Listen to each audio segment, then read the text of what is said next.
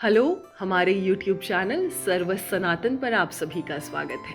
दोस्तों, अगर आपको धर्म, कर्म और योग से जुड़ी हुई जानकारी अधिक से अधिक प्राप्त करनी है, तो आप हमारे ऐप को यानी कि सर्व सनातन ऐप को गूगल प्ले स्टोर पर जाकर डाउनलोड कर सकते हैं और अधिक से अधिक जानकारी धर्म, कर्म या फिर योग की प्राप्त कर सकते हैं।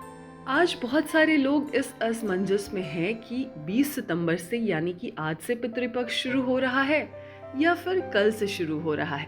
तो आइए आज के इस वीडियो में आपकी इस दुविधा को दूर करते हैं। कई जगहों पर आज से ही पितृपक्ष का प्रारंभ लोग मान रहे हैं, लेकिन ऐसा उचित नहीं है। आज पूर्णिमा तिथि है। इस दिन भगवान विष्णु की पूजा होती है। पितृपक्ष का प्रारंभ हमेशा ही आश्विन कृषि प्रतिपदा से होती है, जो कि अमावस्या तक चलती है। हमारे यहाँ शास्त्र में 3 प्रमुख ऋण बताए गए हैं, जो कि है देव ऋण, पितृ ऋण और ऋषि ऋण। इनमें पितृ ऋण को सर्वोपरि माना गया है, इसलिए पूरे वर्ष में आश्विन मास के कृष्ण पक्ष को पितृपक्ष के नाम से समर्पित किया गया है। इस वर्ष यह 21 सितंबर से शुरू हो रहा है। तृतीया तिथि की वृद्धि के कारण 16 दिन का पितृपक्ष मान्य होता है। हालांकि शास्त्रों में इस बात का वर्णन है कि पूर्णिमा तिथि पर आप नाना पक्ष के पितरों का श्राद्ध कर सकते हैं। वे लोग जो अपने नाना पक्ष का श्राद्ध करना चाहते हैं, वे आज कर सकते हैं। नाना पक्ष उनको माना जाता है जिनके नाना पक्ष का कोई वंश बढ़ाने वाला नहीं होता है। लेकिन एक बार फिर से आपको स्पष्ट कर दूं कि पितृपक्ष का प्रारंभ आज से नहीं, कल से हो रहा है। इस वर्ष 21 सितंबर की भोर अर्थात प्रातः 4:48 से आश्विन मास के कृष्ण पक्ष की प्रतिपदा तिथि लगने के साथ ही श्राद्ध कर्म का पवित्र पितृपक्ष प्रारंभ होगा। पितृपक्ष की समाप्ति 6 अक्टूबर को पितृ विसर्जन से हो जाएगा। तर्पण एवं ब्राह्मण भोजन श्राद्ध कर्म का विधान मध्याह्न अर्थात दोपहर में 11 बजे से लेकर दोपहर 2:30 के बीच करना उत्तम कहा गया है। समस्त सुख समृद्धि एवं वंश वृद्धि के लिए पितृपक्ष में पितरों का स्मरण, पूजन एवं तर्पण वर्ष पर्यंत शुभदायक होता है। 16 दिन का पितृपक्ष होने से इस वर्ष शारदीय नवरात्रि 8 दिन का ही होगा, जो वर्ष के आगामी 6 माह के लिए अच्छा नहीं होगा। मान्यता है कि पितृपक्ष में शुभ कार्य नहीं किया जाता है।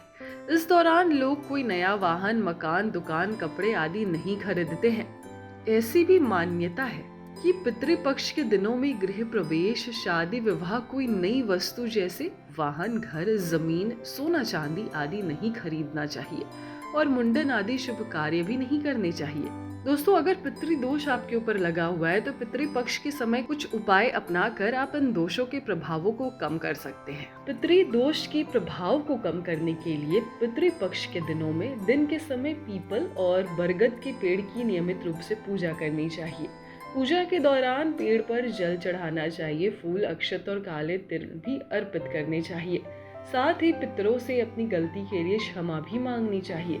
परिवार के हर सदस्य से उनकी सामर्थ्य के अनुसार कुछ सिक्के लेकर मंदिरों में दान करने चाहिए। पितृपक्ष के दौरान कुत्ता, गाय, कौवा, चींटियों और या फिर चिड़ियों को रोटी भी खिलाना चाहिए। ऐसा करने से पितृदोष का प्रभाव कम होता है।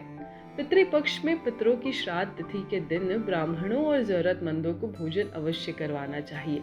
ध्यान रखें कि जो भोजन पितरों को पसंद हो वही खिलाएं। भोजन के पश्चात उनको सम्मान पूर्वक दान दक्षिणा भी देना चाहिए। इससे भी पितृदोष कम होता है। तो दोस्तों, ऐसे ही वीडियो को देखने के लिए या फिर इससे भी ज्यादा अधिक से अधिक धर्म कर्म कांड के बारे में जानकारी प्राप्त करने के लिए आप हमारे ऐप को डाउनलोड करना बिल्कुल ना भूलें। और हाँ, हमारे चैनल पर नियमित रूप से जो वीडियोस आ रहे हैं उसको जरूर देखें।